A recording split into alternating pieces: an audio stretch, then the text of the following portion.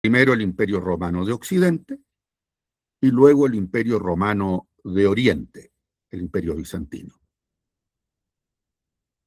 Y con ello va a desaparecer la vitalidad y la existencia misma del derecho romano en cuanto a tal. Pero el derecho romano es uno de los elementos formativos de lo que hoy llamamos Occidente más importantes. El derecho romano ha influido prácticamente en todas las naciones de Europa.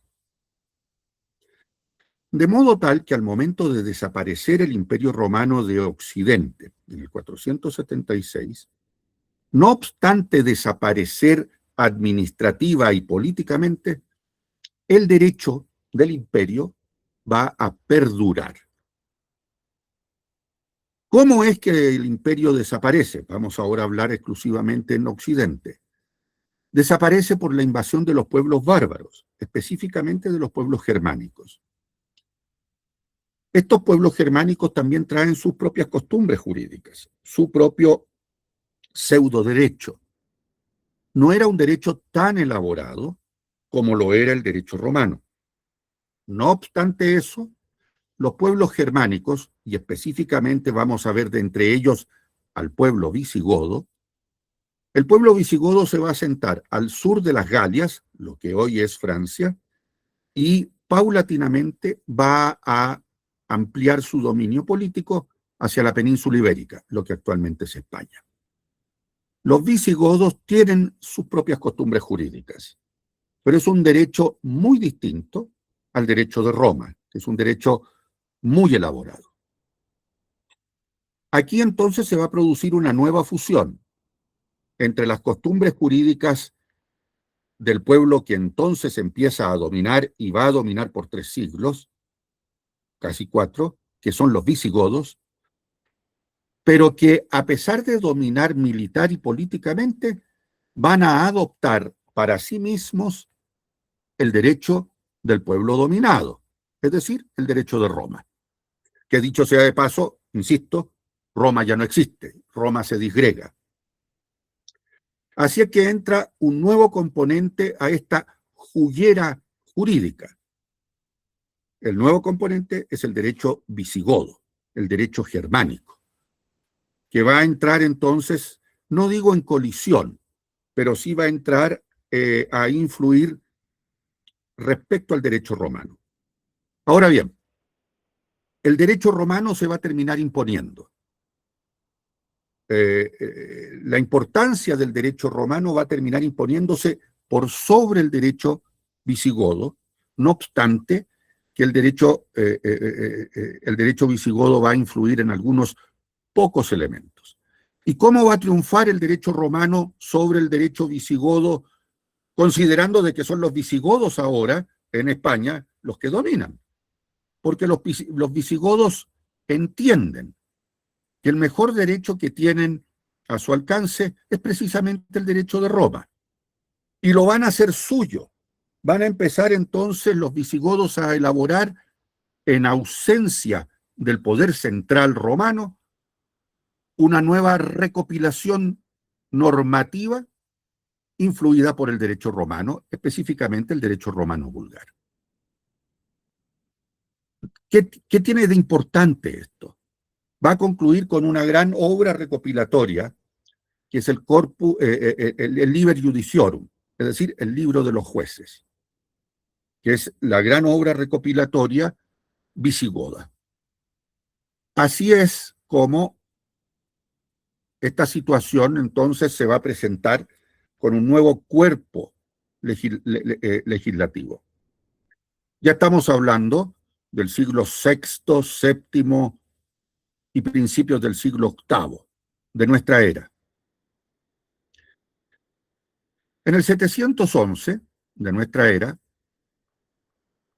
el pueblo visigodo, el reino visigodo, colapsa porque es invadido por las fuerzas musulmanas. Las fuerzas musulmanas derrotan al reino visigodo y lo dominan. Es más, el reino visigodo prácticamente desaparece, se desintegra, cae como un castillo de naipes.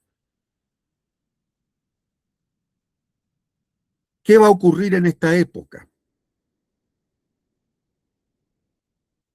El nuevo poder político y militar triunfante, los musulmanes, se imponen prácticamente en toda la península. Y al imponerse, imponen su cultura también. Los restos del reino visigodo se van a retirar y hacer fuertes en el norte de la península y desde ahí van a resistir la conquista total de los musulmanes. Los musulmanes van a intentar invadir Francia, pero van a ser derrotados en el año 732 en la batalla de Poitiers. Por consiguiente, a partir de esa fecha, los musulmanes en el occidente europeo van a quedarse exclusivamente en la península ibérica, salvo ese pequeño reducto al norte de la península ibérica que se van a resistir al dominio musulmán. Jurídicamente, ¿qué pasa acá? Los musulmanes invaden y los musulmanes van a empezar entonces a imponer su modo de vida. Pero hay un aspecto importantísimo que considerar. El derecho musulmán es un derecho que se rige exclusivamente por una obra revelada, una obra religiosa, por la palabra de Dios. Y la palabra de Dios está contenida para los musulmanes en su libro sagrado, el Corán. Los musulmanes no tienen una codificación legal. El derecho musulmán está basado exclusivamente en el Corán, en los preceptos coránicos. Y aquí hay un inconveniente, porque de todo el Corán, alrededor del 10% de su contenido puede tener alguna importancia jurídica. El resto en materia religiosa. Por consiguiente, el derecho musulmán no se aplica a todo el mundo. Eso es hasta el día de hoy. El derecho musulmán solo se aplica a los que son musulmanes, no a los infieles, considerando infieles los que no son musulmanes. Y ocurre que los visigodos eran cristianos. ¿Qué ocurre aquí? ¿Qué ocurre con el gran número de población en la península ibérica dominada por los musulmanes? Para sus relaciones, ¿qué derecho se aplica? Pues bien, en este caso, el pueblo cristiano, visigodo, sigue aplicando su propio derecho en sus propias relaciones. Y los musulmanes, el pueblo dominante, solo aplica su propio derecho para los musulmanes. Por consiguiente, se va a dar aquí una disyuntiva que no es nueva. En un mismo territorio van a haber dos órdenes jurídicos distintos que no se unifican. Los musulmanes van a dominar la península ibérica por alrededor de 700 a 800 años.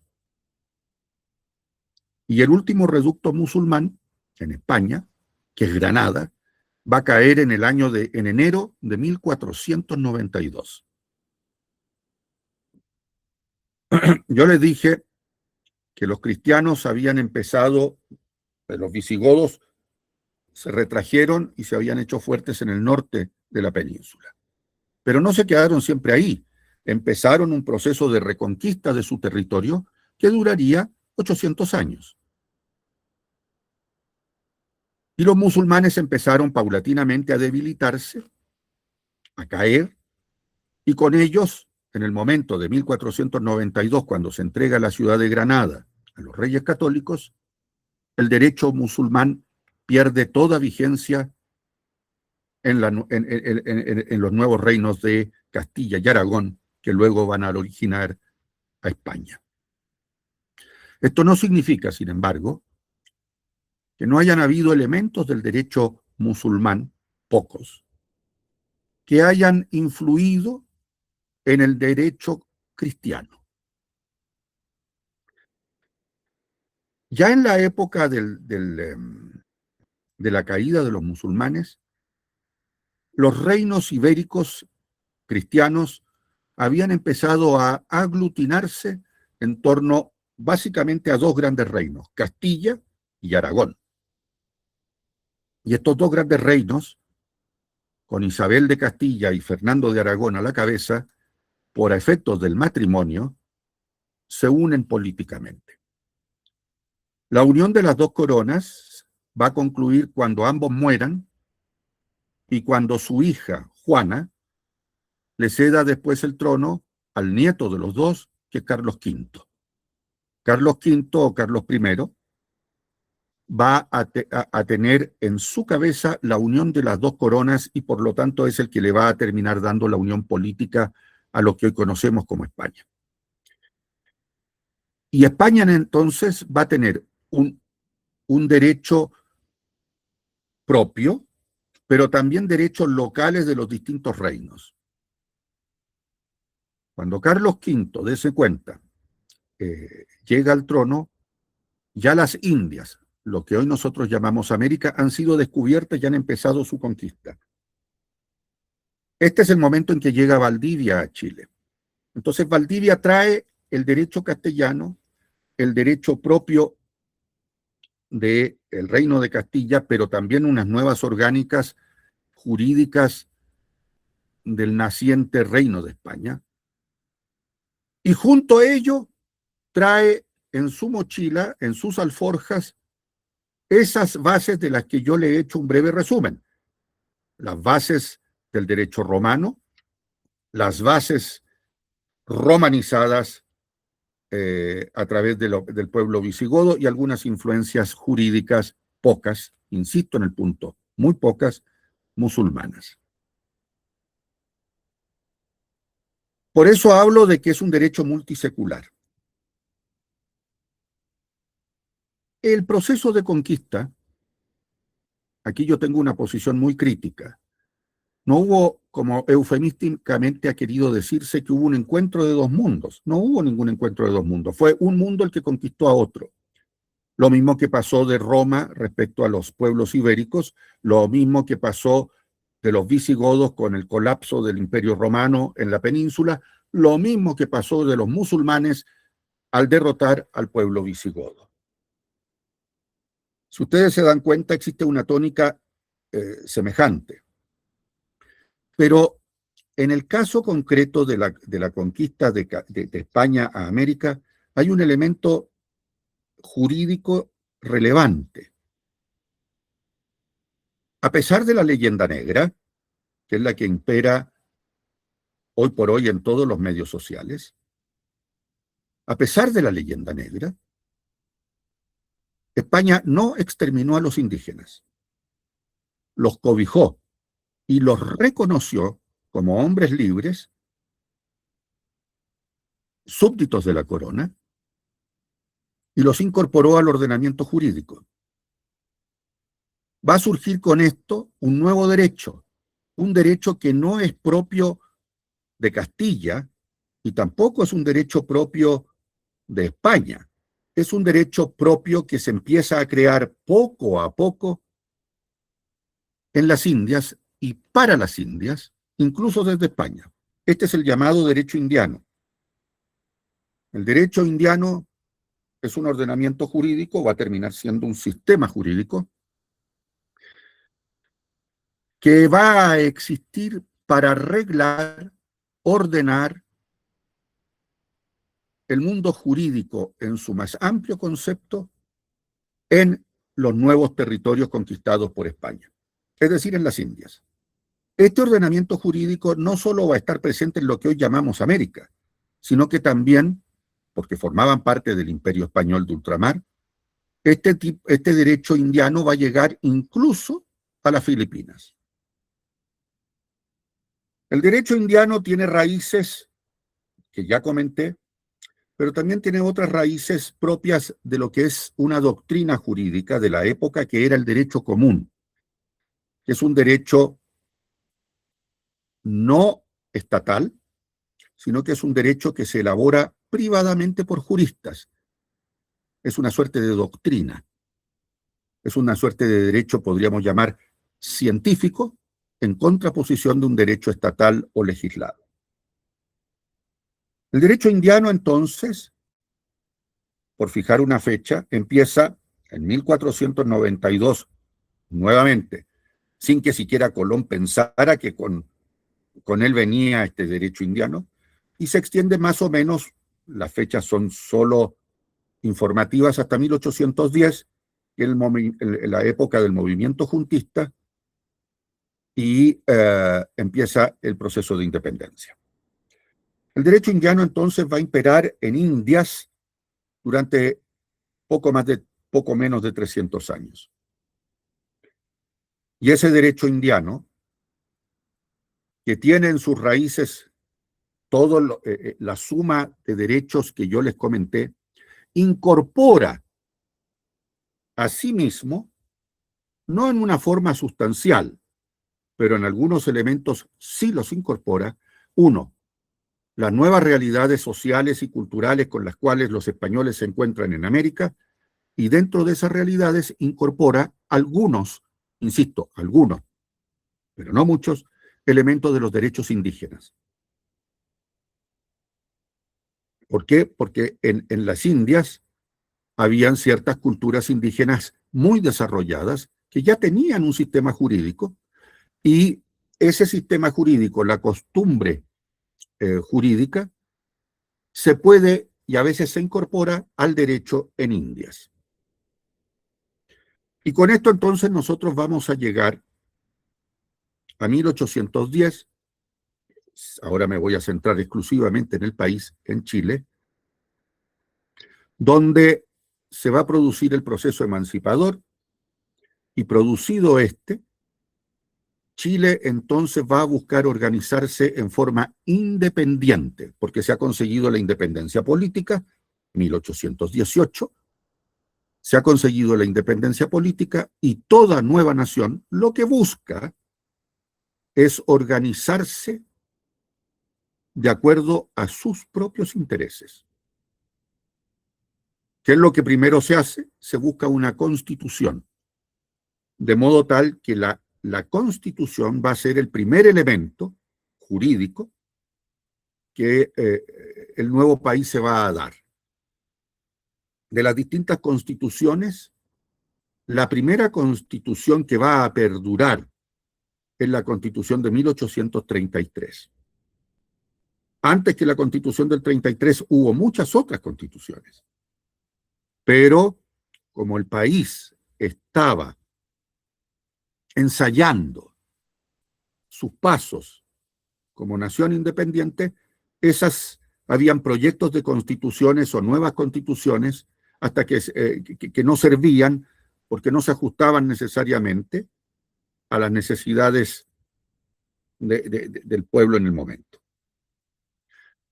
Una vez que se estableció la primera constitución que realmente empezó a funcionar, la de Constitución del 33, se ve con mucha fuerza. No era algo que no estuviera antes. O'Higgins ya pensó en el año 1819 en tener algún tipo de código, pero en materia privada, no política. Pero solo van a empezar a existir y a promoverse el proceso codificador del país después de la Constitución del 33 con fuerza. Y el proceso codificador consiste en darse ya no un ordenamiento jurídico político, como lo hace la Constitución, sino que un ordenamiento jurídico privado, es decir, un ordenamiento jurídico que rija la relación de las personas, la relación de la familia, la relación del comercio, la relación del Estado con las personas a través del derecho penal, etcétera, etcétera. El proceso codificador, entonces, comienza con el Código Civil de la República, que es el mismo Código Civil que tenemos hoy, reformado, que es de Andrés Bello, y que se aprueba como ley el 14 de diciembre de 1855. y luego que entra a regir en 1857. Después de ese Código Civil van a haber otra serie sucesiva de códigos. El Código de Comercio, 1865. El Código Penal, 1874. Y el primer proyecto, es decir, el primer impulso codificador va a terminar recién en 1906 con la promulgación del Código de Procedimiento Penal de ese año. ¿Por qué son importantes estas fechas? Volvamos atrás. Ustedes me oyeron hablar que en el reino visigodo, los visigodos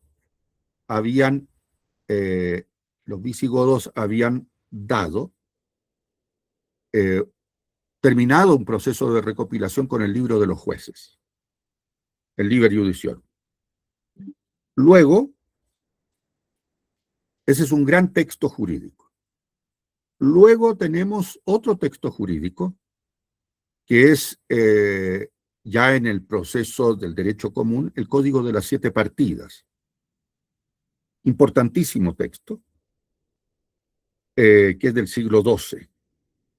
Y el Código de las 7 Partidas rige en Castilla en la época en que Carlos Citeoví, pero no me cortes ahora la inspiración, después te doy la palabra. El Código de las 7 Partidas es precisamente la obra jurídica que domina en la España medieval. Y el Código de las 7 Partidas es el que viene en la mochila de los conquistadores. Es un código que lo que persigue es reglar la relación privada de las personas. ¿Por qué es importante? Porque bajo el concepto del derecho indiano, si no existe una norma expresa que resuelva un asunto, supletoriamente se usa el Código de las 7 Partidas. En ausencia de norma expresa, el Código de las 7 Partidas.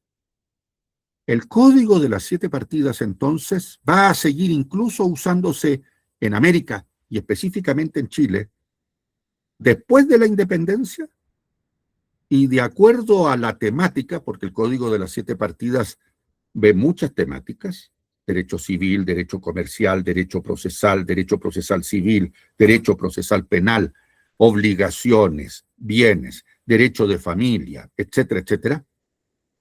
Pues bien, el Código de las 7 Partidas va a seguir en uso por la vía supletoria, incluso con la independencia del país, hasta la promulgación del Código de Procedimiento Penal en 1906. Esa es la importancia del Código de las 7 Partidas. Es decir, dense cuenta, el Código de las 7 Partidas va a ser una obra que va a regir en el país supletoriamente hasta 1906. Eso significa que la independencia total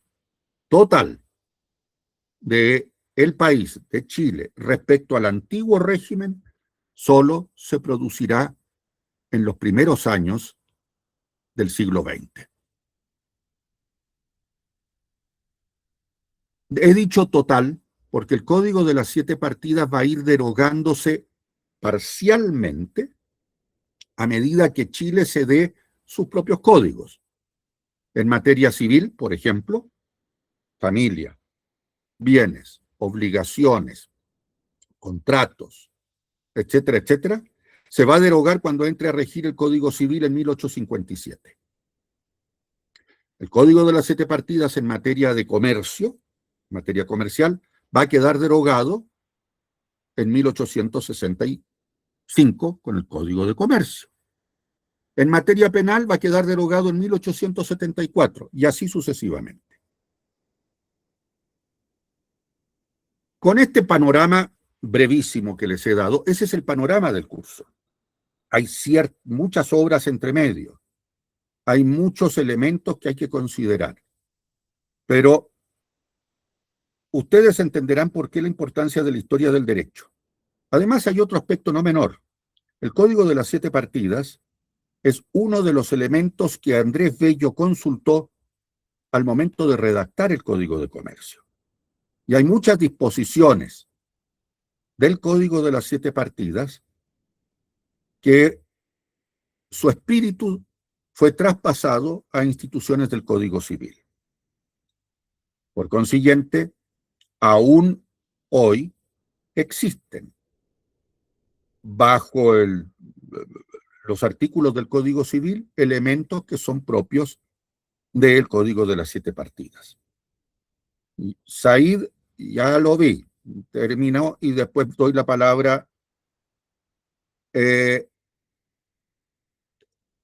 Entonces, desde este punto de vista, hay que saber buscar las cosas dentro de nuestro ordenamiento jurídico. Nuestro ordenamiento jurídico jamás se ha dado, como muchos pueden pensar, en un momento de inspiración, y el legislador obtiene esta inspiración del éter.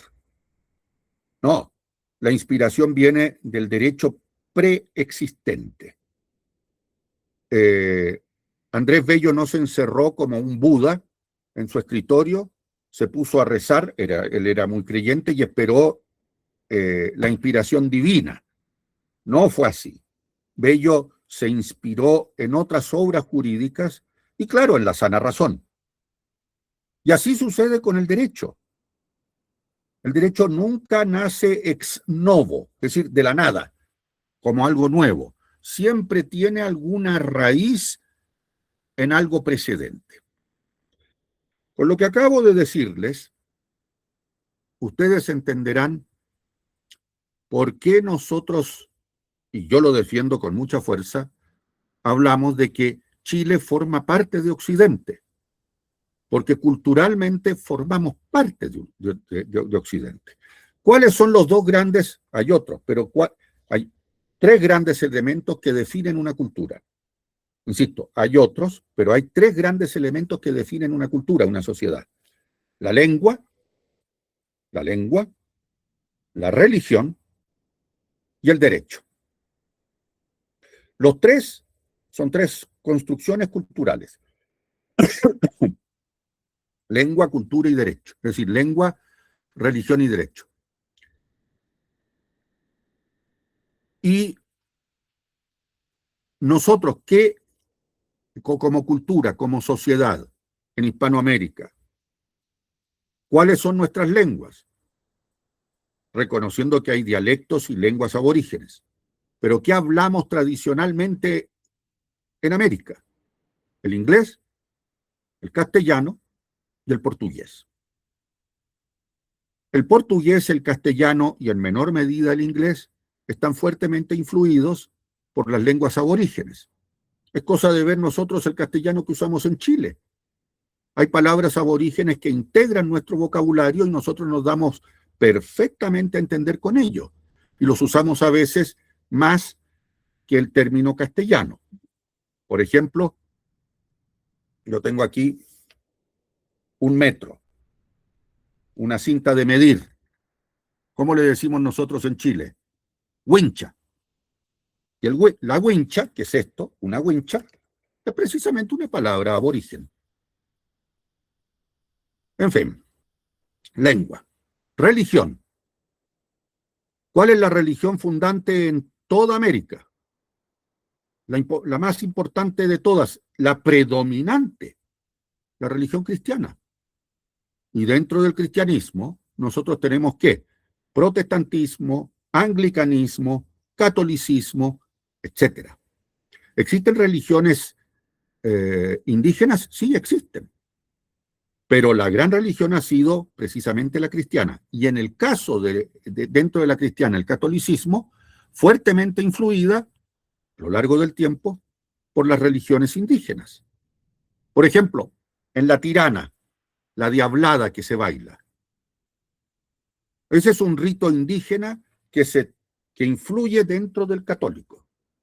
Y podríamos seguir. Y finalmente está el derecho. Y el derecho, que tiene una raíz evidentemente occidental. En el caso de los países anglosajones, el derecho es anglosajón.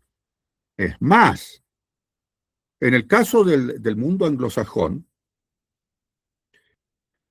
la raíz política de su organización jurídico-política como estados se basa en la Carta Magna inglesa. Esa es la base de todas las constituciones de los países anglosajones, incluyendo la de Estados Unidos. Imagínense que Canadá, que nosotros consideramos un Estado independiente, y lo es, sin embargo, a quien reconocen como jefe de Estado, no como jefe de gobierno, sino como la cabeza del Estado. En este momento, al rey Carlos III, rey de Inglaterra. Esa es la cabeza del Estado. En el caso de los hispanoamericanos, nosotros tenemos esa gran herencia castellana en nuestro ordenamiento jurídico que ha ido cediendo poco a poco a medida que los distintos pueblos hispanoamericanos, las distintas naciones hispanoamericanas, han ido concediéndose nuevas constituciones. En realidad, en Hispanoamérica nosotros tenemos un carrusel de constituciones. Nosotros tenemos, como Chile, somos una excepción rarísima. Argentina también es una excepción rara. Pero en el resto de las naciones hispanoamericanas ustedes ven y tienen constituciones a granel. Las cambian como quien cambia de camisa. Y nosotros estuvimos a punto de cambiar la constitución hace unos años atrás. En fin. Pero todo este ordenamiento jurídico, del que les he hablado, insisto, somerísimamente, es un ordenamiento jurídico de raíces occidentales. Y dentro de las raíces occidentales, el derecho romano, el derecho germánico para nosotros, y un tercer derecho tan importante que influye también en buena parte del derecho europeo, que es de origen medieval fundamentalmente, que es el derecho canónico. El derecho canónico forma parte integral del ordenamiento jurídico de los países europeos, y por lo tanto de Castilla, y por lo tanto está en las raíces de nuestro propio derecho. Así es que, si tenemos esos tres elementos identificatorios en nuestra cultura, ¿por qué negar lo que somos? Somos y formamos parte de Occidente. A estas alturas, con 200 años de vida independiente, ojo, 200 años que todavía no se acercan a los 300 años aproximadamente de vida bajo la corona española. No hay que perder eso de vista. Como nación independiente, como naciones independientes, todavía tenemos menos tiempo que lo que tuvimos bajo el dominio de la corona de España. Ese es el gran panorama del curso. ¿Qué podemos aprender de ese gran panorama? Que el derecho no es una cosa que se dé de la noche a la mañana. El derecho integra una evolución de otros tipos de derecho y de una serie de otras influencias. Dos, que el derecho es algo cultural. Y siendo una herramienta cultural, siendo un producto cultural, el derecho entonces obedece a las necesidades de una nación o de una sociedad determinada en un tiempo determinado. Que el derecho es mutable, no es pétreo. Tal como la lengua evoluciona, yo les dije en la clase pasada, nosotros no hablamos como se hablaba hace 100 o hace 500 años, a pesar que sigue siendo el castellano el que hablamos. Si la lengua evoluciona, el derecho también evoluciona. Ahora, voy a terminar, me quedan unos minutos. Ustedes conocen, espero, porque después que no me hayan conocido la vez pasada Alonso de Ercilla, a estas alturas me espero cualquier cosa. Supongo que sí conocerán a Nicanor Parra.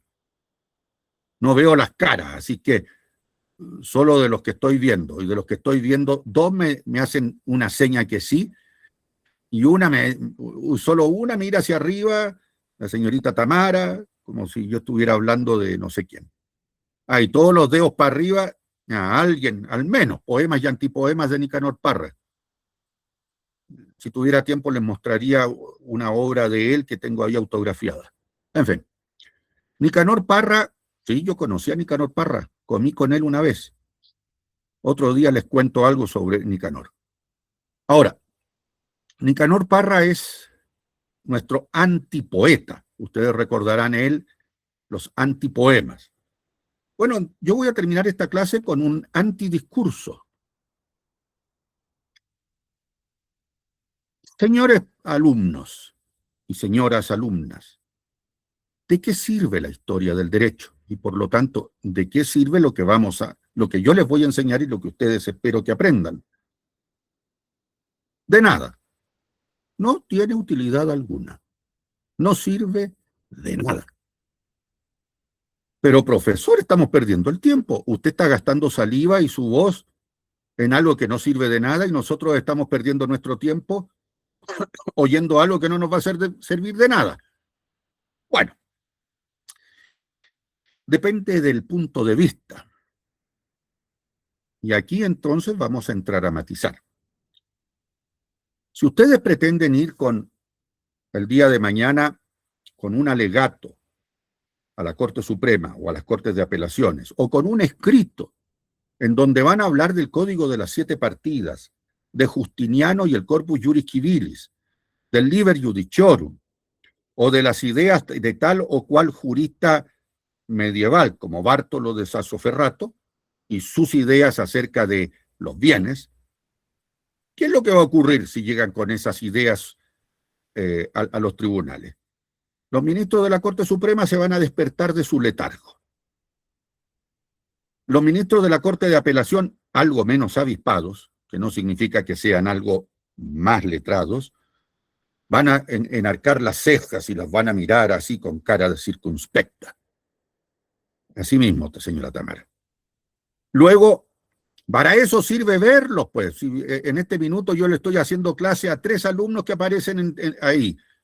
El resto, una J, una M, una T de Tomás, una A de Antonia. Linda la cosa. En fin. Sí, Antonia Marieta Pérez. Sí, lloren nomás, pues podría verlas. En fin. Entonces, eso es Josefa Paz. Ríase, pero no la veo.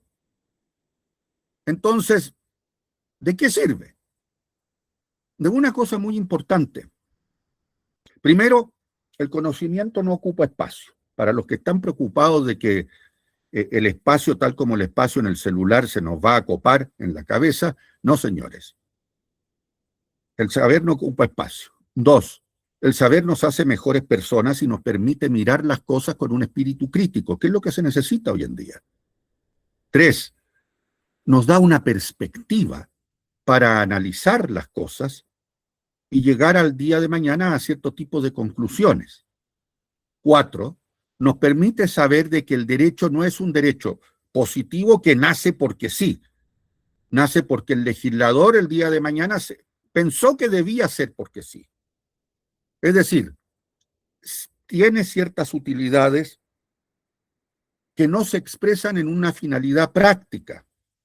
¿Cuál es la finalidad práctica? Repito, ir a tribunales con un argumento histórico jurídico.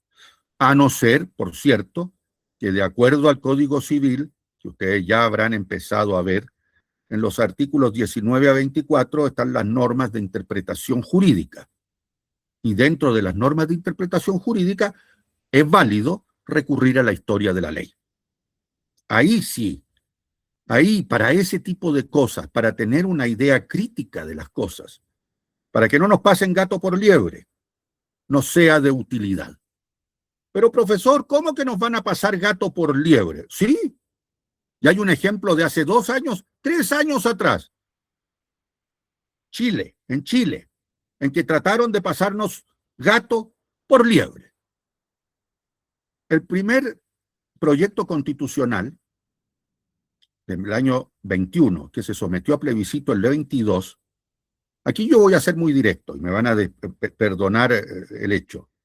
pero tengo argumentos históricos para decir lo que ahora voy a decir. Ese adefesio, cierro comillas, nos intentó hacer pasar gato por liebre hablando de que existían derechos indígenas en el país y que iban a tener su propio ordenamiento jurídico.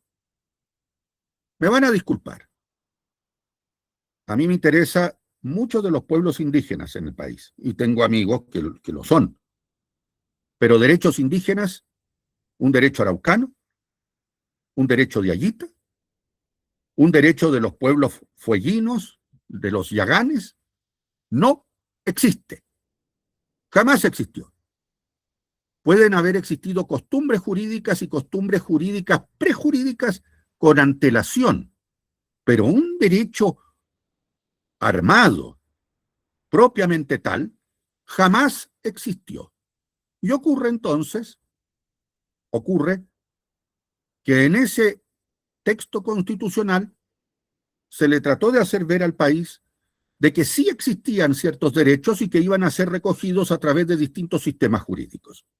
Tampoco podemos decir de que esos pueblos indígenas nacionales tengan siquiera un sistema jurídico. Jamás lo tuvieron. Yo esta crítica que se le estoy haciendo, la hice al interior de la convención donde un amigo mío, que hoy jura como diputado, Frente Amplista, y amigo, yo me lo comí con zapatos y tuvimos serias discrepancias al interior en su oficina. Y yo le dije, ¿de qué derecho me estás hablando? ¿Dónde están esas normas jurídicas? ¿Dónde está ese sistema jurídico indígena? No existe. Bueno, me decía él, la tradición. Linda la tradición. ¿Dónde está contenida la tradición? Una tradición oral no hace un sistema. Y una tradición oral no hace tampoco un único sistema jurídico. De eso sirve entonces la historia del derecho, para que no nos pasen gato por liebre. Muy bien, esa es la clase de hoy. Habían dos personas que me levantaron la mano. ¿Quiénes son? ¿Quiénes son? No se ofusquen. ¿Antonia? No, no era Antonia. Tomás, tampoco. Carlos. Muy bien, Carlos. Hable nomás. Había sido yo para preguntar algo sobre las fechas, pero luego las repitió, entonces ya me quedaron claras. Eso, Ya, una gracias. cosa, ¿por qué no abre su cámara solo para saber quién es Carlos Paiva? Y después la apaga si quiere, pero... ya, perfecto. Un gusto, Carlos. Y había una segunda persona que había solicitado hablar. ¿Quién es? ¿Quién es? Vamos. ¿No? Hola, Desapareció. profe, creo que ¿Quién? Agustina. Agustina Flores. sí, ¿Dónde hola. están mis secretarios aquí? C3. Tengo uno nominal, creo, y a uno... mis secretarios están medio dormidos. Ya, Agustina. Profe, le quería preguntar, pero de otra cosa que en el aula virtual todavía, por ejemplo, por lo menos a mí no me sale su ramo. Lo que pasa es que tengo que activar el aula virtual y Mm, no he activado el aula virtual. Y como no he activado el aula virtual, no he podido subir el apunte y la invitación lo hice por correo, cuando esta invitación debió haber aparecido por el aula virtual.